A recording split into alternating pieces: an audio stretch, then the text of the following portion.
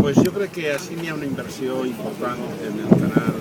Xutertúria, que són més de 100 milions d'euros que s'han d'invertir en millora d'àgua, i en millora de l'àgua especialment per al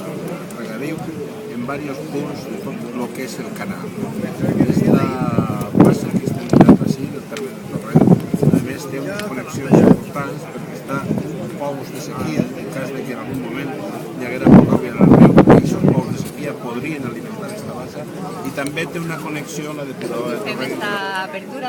de la bassa. Esta bassa és molt important per als regants de les comunitats, 5 comunitats de regants que se veran proveïdes per esta bassa, tant del terme de Torrent com del terme de Picanya. I creiem que és molt important perquè es va construir l'any 2004 i des de l'any 2004 hi ha una sèrie de problemàtiques i ara han pogut reiniciar-ho i manprendre el tema per a que pugui ser útil per als regants de Torrent i de tota l'Alta. Algo molt important que ha comentat el vicepresident és que en aquests pous de sequia, per tant, els regants tindran més accés a l'aigua d'esta bassa per a poder fer el reg en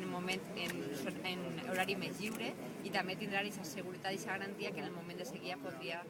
fer-se reg en tota la zona de